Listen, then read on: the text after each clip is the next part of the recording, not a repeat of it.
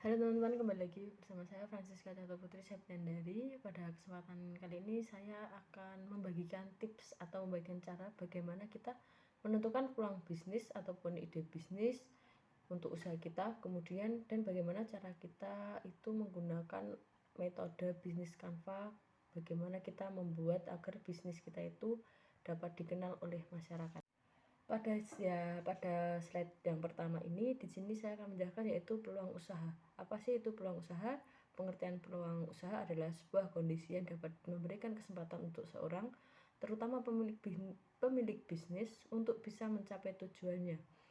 Kalau menurut Thomas Wismer, peluang usaha adalah sebuah inovasi dan kegiatan kreatif yang diciptakan untuk mencapai sebuah pemecahan masalah dengan melihat kesempatan yang ada.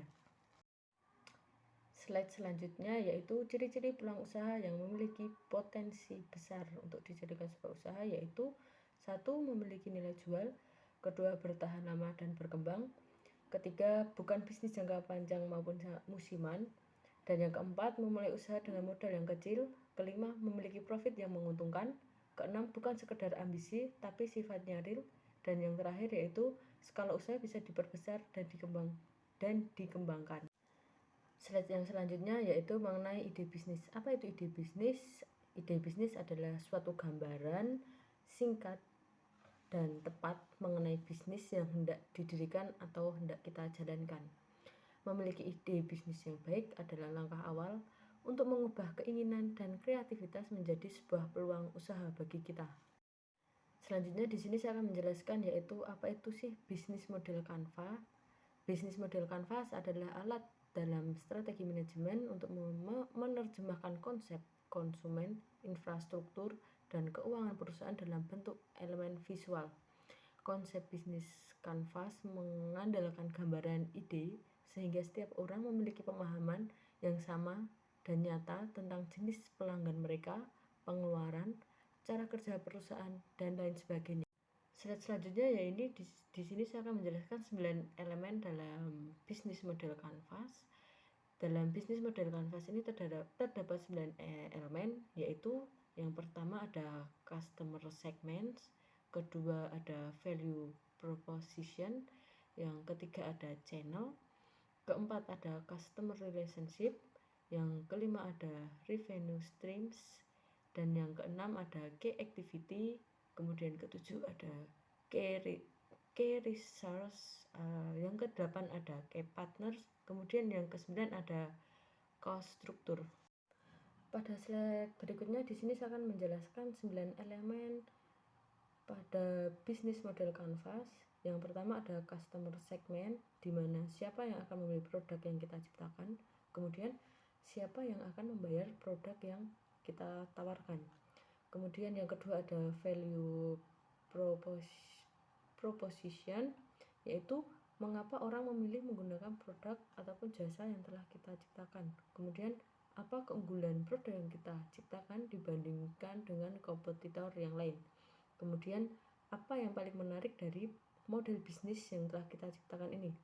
Kemudian yang ketiga ada channel, di mana bagaimana cara pelanggan dapat mengetahui produk ataupun jasa yang telah kita tawarkan. Kemudian bagaimana cara produk dan jasa yang telah kita tawarkan ini dapat sampai ke tangan pelanggan, dan apakah cara yang kita ciptakan ini itu efektif ataupun tidak. Kemudian yang keempat ada customer relationship, yaitu bagaimana cara kita selalu connect dengan pelanggan. Kemudian bagaimana kita bisa memastikan pelanggan itu puas setelah menggunakan produk ataupun jasa yang telah kita ciptakan. Kemudian ada revenue stream, yaitu bagaimana cara bisnis kita menghasilkan uang dan apa saja produk ataupun jasa yang kita jualkan kepada pelanggan. Kemudian yang keenam ada key activity, yaitu apakah kegiatan yang kita lakukan ini menciptakan sebuah value proposition, dan apa strategi bisnis yang kita lakukan ini dapat menjadikan target untuk kita mencapai target untuk penjualan kita.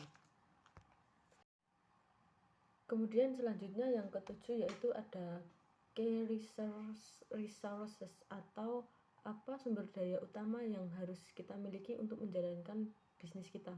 Kemudian aset apa saja yang dibutuhkan agar bisnis kita dapat bersaing dengan bisnis yang lain.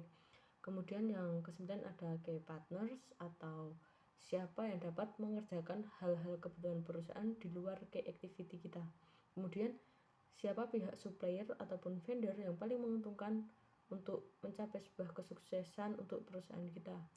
Kemudian yang 9 ada cost structure atau pengeluaran apa saja yang dibutuhkan untuk menjalankan model bisnis kita ini. Kemudian komponen apa saja yang dibutuhkan pada setiap elemen key activity dan key resource dan channel yang untuk kemajuan bisnis kita.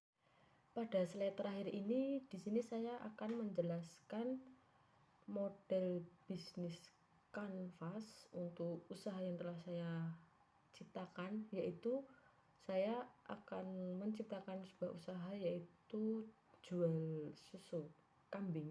Jadi di sini saya akan menjabarkannya pada sebuah bisnis model kanvas yang telah saya buat. Di sini yang pertama ada key partners. Di sini saya memiliki 2 poin, di mana pemasok pakan komplit feed dan pemasok pakan bahan kering, di mana dari 2 pemasok ini bertujuan sebagai pemenuhan pakan, supaya pakan ini kan berpengaruh pada produktivitas, sehingga dengan pakan yang tercukupi menjalin kerjasama dengan pemasok pakan dapat memenuhi kebutuhan untuk ternak-ternak yang akan nantinya saya pelihara. Kemudian key activity di sini produk yang saya jual yaitu susu kambing. Kemudian sales, di mana penjualan susu kepada masyarakat.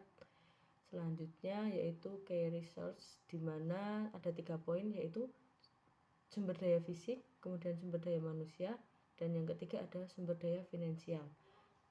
Kemudian untuk value propositionnya, yaitu yang pertama ada ternak kambing dipelihara dengan manajemen pemeliharaan yang baik dan benar. Kemudian yang kedua, ternak yang digunakan berasal dari bibit yang unggul. Jadi pada value ataupun nilai usaha yang saya ciptakan, di mana saya menggunakan manajemen pemeliharaan yang baik dan benar dan menggunakan bibit yang unggul, supaya ini dapat berpengaruh pada kualitas susu yang nantinya akan dihasilkan. Jadi dengan adanya manajemen yang baik dan kualitas bibit yang digunakan dapat berpengaruh pada produktivitas dan kualitas susu yang dihasilkan. Kemudian untuk customer relationship-nya, yaitu di sini saya memberikan pelayanan yang ramah, respon cepat, dan pelayanan customer service 24 jam. Kemudian untuk channel, di sini saya menggunakan sosial media untuk sebagai tempat promosi, yaitu seperti IG, Facebook, Shopee, dan lain-lain. Kemudian untuk target konsumen atau customer segmennya, yaitu ada 2 prioritas, di mana yang pertama untuk susu diproduksi untuk segala usia dan jenis kelamin. Kemudian untuk prioritas kedua, susu dipromosikan kepada masyarakat sebagai susu kesehatan, di mana susu kambing ini memiliki banyak manfaat bagi kesehatan dan bisa sebagai obat penyembuhan. Jadi saya di sini menargetkan susu ini saya promosikan kepada masyarakat yang sangat membutuhkan sebagai kesehatan. Kemudian untuk cost structure-nya terdapat 3 biaya, yaitu ada biaya investasi, biaya tetap, dan biaya variabel. Kemudian untuk revenue stream-nya yaitu penjualan produk susu kambing pada publik maupun pada konsumen.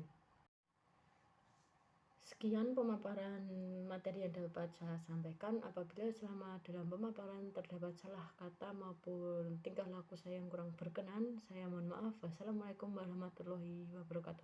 Terima kasih semuanya.